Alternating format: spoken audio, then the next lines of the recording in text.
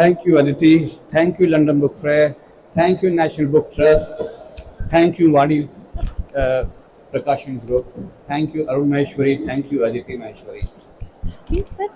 I'm used to standing. As you can see, the size of this London Book Fair, which it spreads over more than 100,000 square foot, maybe a couple of 100,000 square foot, with thousands of book lovers all around.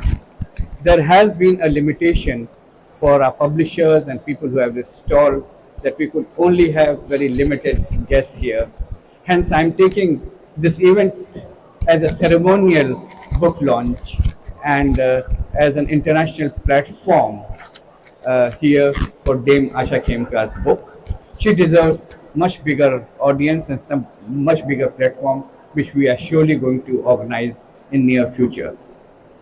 I've been asked to introduce her book and Asha ji. Everybody knows Dame Asha Khemka very well, so I don't need to introduce her personally. But this book of hers is definitely a very inspiring piece of history and literature, I would say. So I've made a few notes and I'll read out as a review of this book and introduction. I have had the honor of knowing Dame Asha Khemka for almost a decade now. Period filled with inspiration, assistance, her straightforwardness, and candor. My admiration for her is deeply rooted, deeply seated, not only in her stylish and elegant demeanor, but also in her passionate speeches and personal narratives. Whether it was through her talks, conversations, or stories shared by mutual friends, Dame Asha's life story always struck me as more captivating than any work of fiction. Imagine a young woman from a small conservative town in India moving to the UK, married at the age of 15 to a medical student, and eventually mothering three children. It's a tale of transformation, from her quiet life to embarking on an academic journey when her youngest child entered university. She didn't just study, she excelled, rising to become the highest paid principal at West Nottinghamshire College and earning the prestigious title of Dame. Even accompanying then Prime Minister David Cameron to India, her journey seemed implausible, almost miraculous. I recall a moment in an event 2018 in Birmingham. Aditi and I were there with Asha, and I expressed my wish for her to pen her autobiography. I wasn't alone in this request, but my motivation was not just to celebrate her success. It was to show others that such extraordinary achievements are possible. Through her story, I wanted to satisfy a curiosity and that I believe many share. And I'm sure many of her friends and family and her fans would have asked her to write her autobiography and share her secrets of life and secrets of success. My literary mentor, Professor Dr. Satyen Srivastava of Cambridge University, always encouraged me to write, emphasizing its importance for future generations to understand their history, the struggles that lived of their ancestors. Similarly, my father believed that what we write today may seem insignificant but could become pivotal in the future. This belief taught me that writing in any form is a significant contribution to our society. When I urged Asha to write her biography, I couldn't have imagined how engaging it would be. Writing about oneself might seem straightforward, but it involves complex decisions about what and whom to include. The way Asha has navigated and shared her life's journey is truly remarkable, filled with delightful and fascinating narratives that, whether intentional or not, add depth and color to her extraordinary story. As I delved into Dame Asha Khemka's journey, crafting points of this speech, I found myself overwhelmed by the richness of her experiences. It felt as if I was on the cusp of writing a book about her myself. Such was the depth and variety of her life story. Her autobiography begins naturally with her childhood, but it's not just the chronology that captivates, it's the way she articulates her experiences. The narrative is finally tuned to her age at each stage, reflecting her evolving perspective from the innocence of youth to the wisdom of maturity. The moment when young Asha meets the man she is to marry, perceiving him as an old man of 18 years, though through her 14 years old eyes, is particularly striking and brings a smile on my face. Asha's writing seamlessly weaves in historical and social contexts, whether it's referencing the hit Bollywood film for that era Teesri Manzil or era-defining song Baharo Phool Barsao Mera Mehboob Aaya Hai, or even the departure of the British Raj leading to the partition of India. Her honest nature shines through in her prose, especially when recounting an encounter with racism at a swimming pool. There was a book I made some notes to read out the extracts. I think that book has been swapped with some other bag. No, no, that book. Yeah, the marking is. But 1 second, I'll find out. Because I've read this book so passionately, I would find very soon.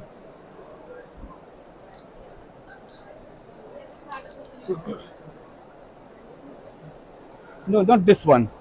The one I had it here. Oh, it's here. I'm so sorry. It's here. Can you just quick up that?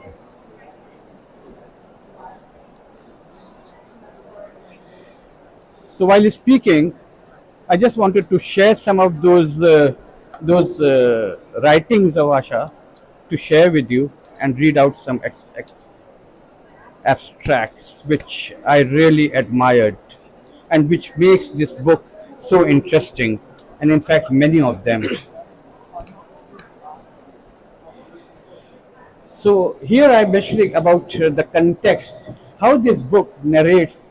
Asha is writing about her life journey, about her experiences, at the same time picking up those historical context, social context, which would have been happening or which was happening during that in that environment of her childhood. Although I was too young to remember the atmosphere in the country, I believe that people look towards a new destiny, which with much hope but also apprehension.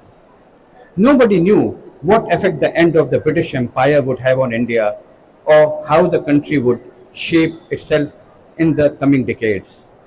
It had the ambition, drive, and intellectual capacity to have an impact on the world stage, but it would take many years for that to be realized. Having lived through Brexit in the UK, I suspect there was a similar feeling of loss, hope, and the trepidation of stepping into the unknown. Now, the beauty of this book, covering those aspects of history and bringing them to Brexit, British Raj, with the same feeling, and that how beautifully it is captured in her autobiography, which really surprises me. Asha's writing seamlessly weaved in historical and social contexts with us. Now, next one, sorry. Her journey of learning English, balancing the roles of a housewife and mother of three, is inspiring. Asha's continuous pursuit of personal growth and typing classes to computer courses and eventually her undergraduate program showcases her determination. Here I would like to pick another abstract of a book.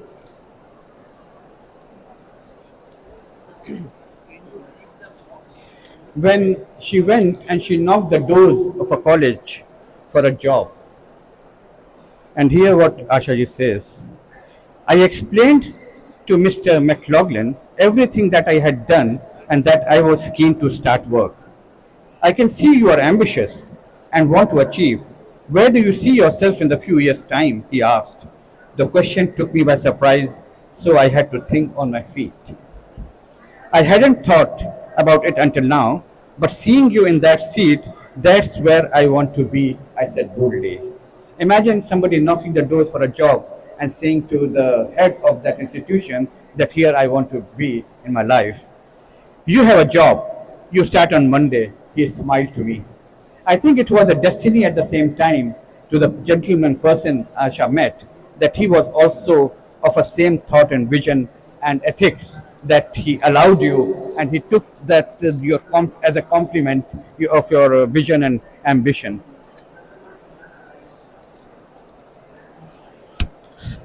Her initial role, Ashaji's initial role at West Nottinghamshire College was humble, but her vision and ambition were anything but. Her rise to CEO and principal of the FE College is a testament to her strength, not just earning the trust of her superiors, but also mingling with world leaders from the President of India to the Prime Ministers of the UK and members of the royal family. She didn't just reach high positions, she influenced the influencers. And here I have got quite a few friends from Oxford.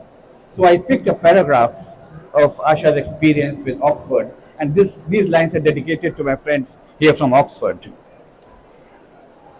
There were times when we almost accepted defeat. So many of Shankar's Asian contemporaries had come up against the same barriers and taken staff guard jobs. The glass ceiling seemed impossible to break. One job Shankar, her husband, applied for in Oxford had been particularly disappointing. After the interview, one of the representatives from the Royal College of Surgeons took him aside. You were the best candidate for the job, he told Shankar. In the same breath, he admitted that the job had gone to someone else because they were local and not an outsider. Shankar found this difficult to hear, and this happened in Oxford. Asha's passionate journey in transforming the college and profoundly influencing the country's education sector with her experience and vision has been phenomenal, particularly in the realm of apprenticeship policies. I leave you with this invitation to read and discover more about the influential and inspiring life of Dame Asha Khemka in a book. Her story is not just her own, it's a beacon of hope and a testament to what can be achieved with determination and vision. After completing this book, there are a lot of aspects which are to be covered, and I'm sure other speakers or Ashaji herself or the audience as a reader, you would have an opportunity to read out and capture those moments and aspects. When I started this book, it says, India made me, Britain enabled me. And I think that was humble Asha. But when you end this book cover, you find a very prominent and successful leader which comes across from this book. And at the back cover page, I would have printed, India exported, Britain benefited. With these words, I really congratulate you and your family for your support and this wonderful, such an inspiring book. And I feel this book should be translated and should be read by every individual on this earth, especially youngsters, and should be incorporated in the textbooks of every college, every school. Thank you so much. Thank you so much.